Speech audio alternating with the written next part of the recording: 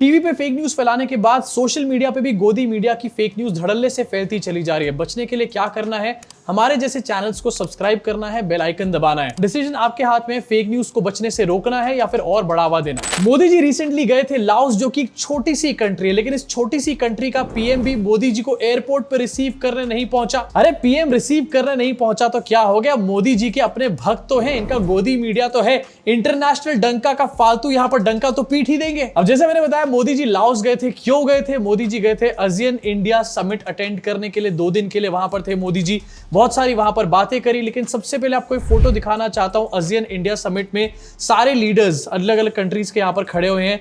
ये ASEAN India summit के leaders नहीं लग रहे, ऐसा लग रहा है यहां पर कि वेस्ट दिल्ली की शादी में कोई पंजाबी अंकल यहां पर रेलगाड़ी बनाकर डांस कर रहे हैं डीजे के ऊपर। अब जब मोदी जी किसी भी इंटरनेशनल विजिट पे जाते हैं तो कोई और मिले ना मिले, कोई बायलैटरल टॉक्स हो ना हो, लेकिन इंटरनेशनल डंका बजाने के लिए मोदी जी के भक्त जरूर आते हैं। उसको नाम दिया जाता है इंडियन डायस्पोरा का। यहां भी पहुंचे ये सो कॉल्ड इंडियन डायस्पोरा के लोग और आपको दिखाना चाहिए, एक मैडम से मिलते हैं, उसके बाद एक आदमी खड़ा होता है, उससे नहीं मिलते, अगली मैडम से यहां पर मिलते हैं। मोदी जी की इन हरकतों को देखकर मुझे वो गाना याद आ रहा है, प्यार की राह पे चलना तो सीख। लेकिन ये जो बंदा है जिसको मोदी जी ने यहां पर स्किप किया है, ये है असली एक्टर। यहां पर असली कैरेक्टर यही बंदा है।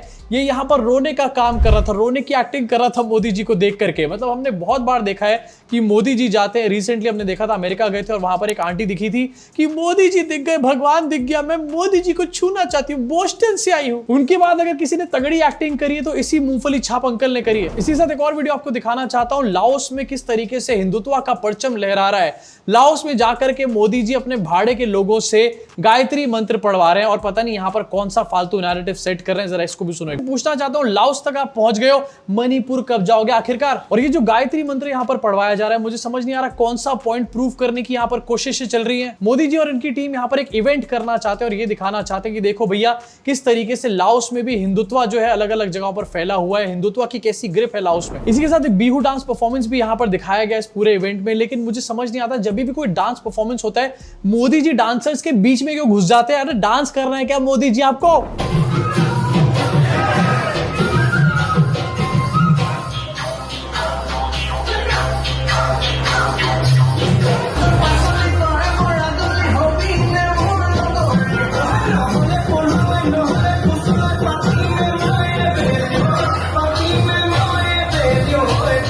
कुछ सालों पहले हमने यहां पर देखा था स्मृति ईरानी को बिहू डांस करते हुए। अब ऐसा लग रहा है मोदी जी का भी मूड कर गया बिहू डांस करने का। मोदी जी हाथ बांध के नहीं खड़ा होना, ऐसे पीछे यूं यूं करना होता है। तो इसी साथ एक और वीडियो सोशल मीडिया पे काफी ट्रेंड किया, जहां पर रामायण दिखाई जा रही थी। लाओस के अंदर एक पूरा प्ले किया जा रहा था रामायण का और मोदी जी इसको शेयर करते हैं बात बोल के कि I saw a part of Lao Ramayana highlighting the victory of Prabhu Shri Ram over Ravan. It is heartening to see people here remain in touch with Ramayan. May the blessing of Prabhu Shri Ram always remain upon us. अब जरा इस रामायण की वीडियो को आपको दिखाना चाहता हूं। इस वीडियो को अपलोड करके इन्होंने सोचा होगा कि बहुत ज्यादा एंगेजमेंट यहां पर मिलेगा, लेकिन ज्यादा पसंद नहीं आया लोगों को, क्योंकि जरा कलर देखो, किस कलर के कपड़े पहन रखे हैं यहां पर।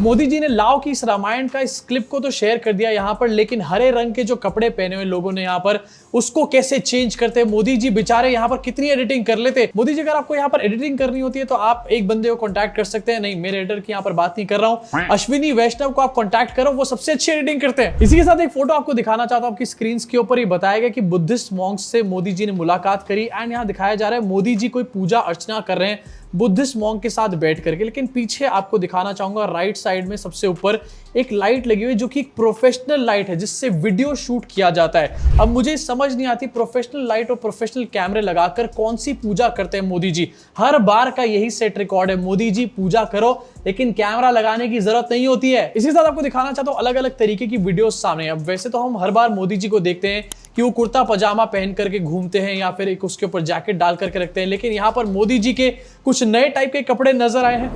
จัดตั้งปฏิบัติวิสัยทัศน์ประชาคมอาเซียนในปี 2045 และหัดแน่นความสามัคคีเป็นแกนกลางของอาเซียนนอกจากนี้ยังเป็นการส่งเสริมการร่วมมือทางด้านสิ่งแวดล้อมความเข้มแข็งต่อกับการเปลี่ยนแปลงของสภาพดินฟ้าอากาศที่ทุกท่านเห็นในปัจจุบันนี้ก็คือการนำจากประเทศอินโดนีเซีย अब जरा सीरियसली बताना यार, कौन यहाँ पर कह रहा है कि मोदी जी इन कपड़ों को पहन के हैंडसम लग रहे हैं? हैंडसम का तो पता नहीं, लेकिन होटल के वेटर जरूर लग रहे हैं यहाँ पर मोदी जी। मतलब फ्रॉम चाय वाला टू वेटर, मोदी जी का काफी तगड़ा प्रमोशन हो चुका है यहाँ पे। इसी साथ एक और वीडियो आपको दिखाना चाहता हूँ, वहां पर जाके टेलीप्रॉम्प्टर तो फेल होना ही था। मोदी जी पढ़ पढ़ के ASEAN समिट में बोल रहे हैं, लेकिन पढ़ने के बाद भी क्या बोलते हैं जरा एक बार सुन लो। वूटर से लेकर स्पेस तक फैला है। मोदी जी अंडर वूटर नहीं होता, अंडर वाटर होता है, अंडर वाटर। वही वाला अंडर वाटर जो आप खुद उतर चुके हो एक बार फोटो शूट कराने के लिए, आपको याद है द्वारका में। इसके साथ कुछ सीरियस बात आपको दिखाना चाहता हूं, इस ASEAN इंडिया समिट में मोदी जी ने क्या बोला है। मोदी जी ने अपना 10 पॉइंट प्लान यहां पर बताया है स्ट्रेंथन करने के लिए ASEAN इंडिया कॉम्प्रिहेंसिव पार्टनरशिप को। सबसे पहली चीज मोदी जी ने यहां पर बोली है कि 2025 में टूरिज्म एक्टिविटीज को और ज्यादा बढ़ावा दिया जाएगा। $5 मिलियन इसमें खर्च किए जाएंगे यहां पर। दूसरी बात यहां पर मोदी जी ने डेकेड कंप्लीशन पे बोली है, जो कि एक्ट ईस्ट पॉलिसी के बारे में बात कर रहे हैं Modi ji.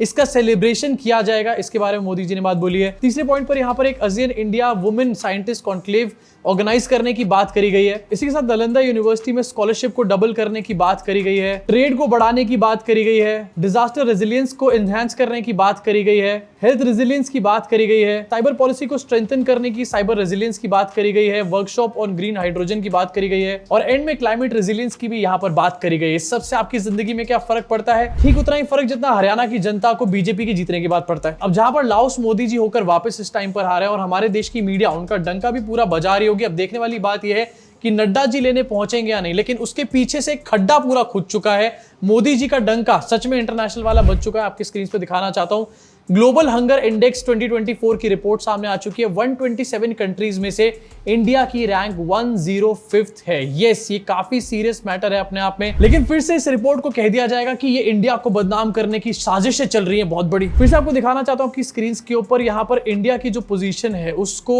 Serious hunger problem में डाला गया है। और अगर रैंकिंग की बात करी जाए तो रैंकिंग में हम लोग श्रीलंका, नेपाल, म्यांमार और बांग्लादेश जैसी कंट्रीज से पीछे हैं। लेकिन भक्तों के लिए थोड़ी सी राहत यहाँ पर ये है, बर्नॉल ज्यादा लगानी नहीं पड़ेगी। अफगानिस्तान और पाकिस्तान से इस बार हम लोग आगे आए हैं। तालियां हो जाए इसके लिए भैया। अब एक तो इंटरनेशनल डंका यहाँ पर काफी तेज बजी गया। एक और इंटरनेशनल डंका आपको दिखाना चाहता हूँ, ये जापान से निकल कर आ रहा है। जापान की एक न्यूज पब्लिकेशन ने ये न्यूज छापी है, misguided foreign policy has left India friendless in South Asia. जहां पर मोदी जी एक तरफ एशिया में अपने टाइज को बढ़ाने के लिए और स्ट्रेंथन करने की बात कर रहे हैं ASEAN इंडिया समिट में, दूसरी तरफ जापान के एक न्यूज पब्लिकेशन में ये लिखा जा रहा है कि हमारे पास कोई अच्छी पॉलिसी नहीं है। इनफैक्ट इंडिया के पास साउथ एशिया में कोई फ्रेंड ही नहीं है इस टाइम पर। इनफैक्ट आपको दिखाना चाहता हूं, ये जो ASEAN इंडिया समिट है इसमें मोदी जी ने जापान के PM के साथ भी मुलाकात करी थी। उसके बाद भी जापान की तरफ से इस तरीके की खबरें निकलकर सामने आ रही है। बज रहा है ना इंटरनेशनल डंका। अब देखो इंटरनेशनल डंका तो काफी बज रहा है और लाओस के बारे में भी हमने बात कर ली, लेकिन देश के बारे में भी जरा सी बात कर लेते हैं। यहाँ पर सबसे पहले आपको दिखाना चाहता हूँ,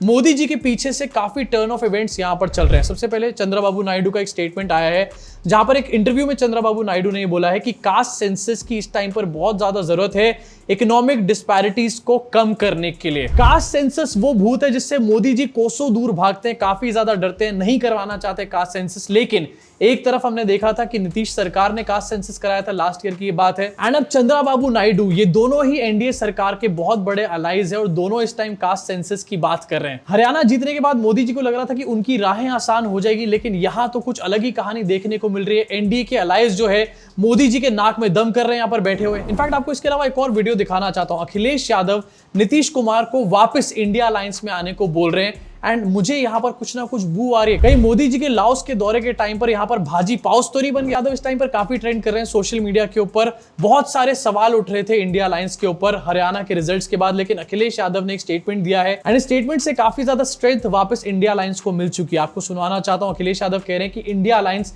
एकजुट होकर यहां पर लड़ने वाला। चुनाव के बाद से इंडिया अलायंस के ऊपर काफी सारे सवाल यहां पर खड़े हो रहे थे, इंडिया अलायंस की यूनिटी के ऊपर सवाल खड़े हो रहे थे और ये स्टेटमेंट ऐसे में इंडिया अलायंस को काफी ज्यादा स्ट्रेंथ देगा। एंड ये बात पूरी तरीके से पक्की है कि अगर इंडिया अलायंस स्ट्रेंथन नहीं होगा तो महाराष्ट्र और दिल्ली, इनफैक्ट झारखंड का भी जो चुनाव है वो भारतीय जनता पार्टी के लिए बहुत ज्यादा आसान हो जाएगा। ऐसे में सारी पार्टियों को एफर्ट डालनी पड़ेगी, चाहे वो रीजनल पार्टीज हो, चाहे कांग्रेस हो, कोई भी पार्टी हो।